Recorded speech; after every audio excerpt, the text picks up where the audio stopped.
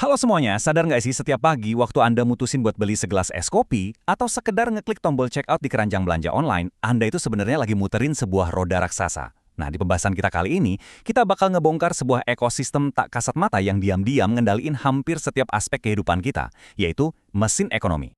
Pernah kepikiran gak sih kenapa kita tuh kayak nggak pernah merasa cukup? Lemari baju udah penuh, tetap aja ngerasa butuh sepatu baru. Tagihan bulan ini udah numpuk, tapi rencana liburan jalan terus. Kenapa siklus konsumsi manusia seolah nggak punya tombol berhenti? Nah, pertanyaan sederhana inilah yang sebenarnya jadi mesin penggerak seluruh sistem ini. Buat mahamin gimana mesin raksasa ini bekerja, kita bakal ngelewatin 5 pilar utama. Kita mulai dari urusan kebutuhan dan kelangkaan, terus bergeser ke produksi, distribusi, konsumsi, sampai nanti kita lihat siapa aja sih tokoh-tokoh utama yang menggerakkan sistem ini. Oke, kita langsung masuk aja ke pilar yang pertama, kebutuhan dan masalah kelangkaan. Ini benar-benar akar dari segala pergerakan ekonomi kita. Ekonomi itu bermula dari satu hal yang paling basic, insting kita buat bertahan hidup dan hidup nyaman. Pastinya kita mulai dari kebutuhan primer dulu ya, kayak makan, pakaian, dan tempat tinggal. Tapi, coba perhatiin deh, mesin ekonomi modern itu justru muter kencang banget gara-gara ambisi kita di tahap sekunder dan tersier. Dorongan buat upgrade ke smartphone keluaran terbaru atau ngejar barang branded, inilah yang maksa industri global buat terus berinovasi dan nyiptain demand baru tanpa henti. Tapi, disinilah letak masalahnya. Keinginan kita tuh nggak ada batasnya, sementara planet tempat kita tinggal ini punya limit. Lahan buat nanam gandum, cadangan minyak bumi, sampai waktu 24 jam yang Anda punya setiap hari, semuanya terbatas. Ketimpangan mutlak inilah yang nyiptain kelangkaan. Jadi kelangkaan itu bukan sekedar lagi bokeh atau nggak ada uang ya. Ini tuh benar-benar hukum alam yang maksa kita buat bikin pilihan kritis setiap detiknya. Karena kita terus-terusan berhadapan sama kelangkaan, kita harus cari solusinya. Masuklah kita ke tahap kedua, produksi, atau seni menciptakan nilai.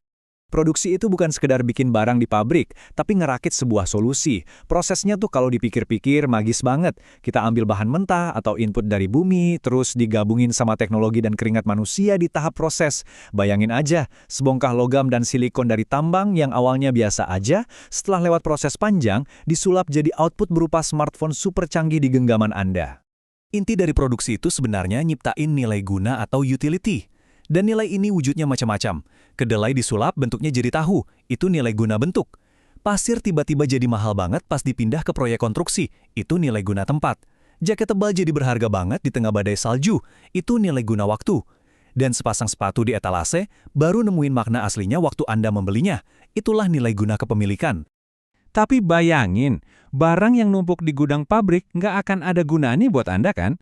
Makanya kita butuh pilar ketiga, distribusi, sang penghubung nilai. Biar barang bisa sampai ke tangan Anda, ada 2 jalur utama. Jalur langsung, itu simpel dan intim banget, kayak waktu Anda beli bubur ayam langsung dari abangnya di pagi hari. Tapi, untuk nopang gaya hidup modern kita yang serba instan, kita ngandelin banget yang namanya distribusi tidak langsung. Ini adalah jaringan labirin logistik yang luar biasa raksasa. Ngelibatin kapal kontainer antar benua, distributor regional, sampai minimarket di ujung jalan hanya buat mastiin sebotol air dingin siap kapanpun Anda haus.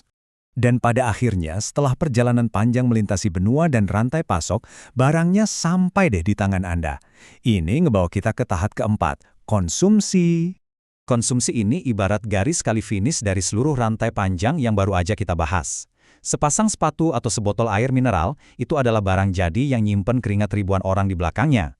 Jadi waktu Anda minum air itu atau pakai sepatunya, Anda pada dasarnya lagi mengekstraksi nilai yang udah diciptain susah payah oleh siklus produksi dan distribusi tadi. Terus kenapa sih isi keranjang belanjaan Anda bisa beda banget sama tetangga Anda? Ya karena konsumsi kita disetir sama banyak variabel yang nggak kelihatan. Mulai dari tingkat pendapatan, usia, gaya hidup, sampai sensitivitas kita sama harga. Di era digital sekarang, algoritma media sosial tuh paham banget soal ini. Mereka tahu persis selera Anda, nganalisis kebiasaan Anda, terus nyodorin iklan produk yang dirancang sedemikian rupa sampai nyaris mustahil buat Anda tolak. Nah, sekarang coba kita zoom out sebentar dari keseharian kita buat ngelihat arsitektur besarnya. Bagian kelima, siapa aja sih dalang yang mainin ekosistem ini? Sistem raksasa ini digerakin bareng-bareng sama 4 aktor utama. Pertama, rumah tangga keluarga, yaitu Anda dan saya. Kita ini bukan cuma sekedar tukang jajan loh, kita lah yang nyewain tenaga, waktu, dan keahlian kita ke perusahaan. Kedua, perusahaan, mesin yang ngolah tenaga kita jadi produk. Ketiga, pemerintah, yang bertindak jadi wasit buat bikin aturan main dan ngebangun infrastruktur. Dan keempat, masyarakat luar negeri, yang ngehubungin ekosistem lokal kita sama pasar global lewat ekspor-impor. Dan inilah plot twist terbesarnya. Mesin ekonomi itu bukan garis lurus dari pabrik ke tempat sampah, melainkan siklus yang muter terus dan saling terhubung. Tanpa Anda yang kerja keras nyari nafkah, nggak akan ada daya beli. Tanpa daya beli Anda, pabrik nggak punya alasan buat produksi barang. Jadi, semua pihak ini, rumah tangga, perusahaan, pemerintah, dan dunia internasional, terkunci dalam satu tarian ketergantungan yang nggak akan pernah putus. Setelah nyadar betapa rumit dan kerennya mesin yang nopang kehidupan kita ini, saya mau ninggalin satu pertanyaan buat Anda. Setiap hari Anda bikin puluhan keputusan finansial, entah itu kerja, jual waktu, nunda kesenangan buat nabung, atau sekedar pencet tombol check out belanjaan. Di tengah pusaran kelangkaan dan konsumsi yang tanpa batas ini, kira-kira perang ekonomi apa yang Anda mainin hari ini buat ngejaga roda raksasa ini tetap muter? Pikirin deh. Sampai jumpa di eksplorasi materi kita yang selanjutnya.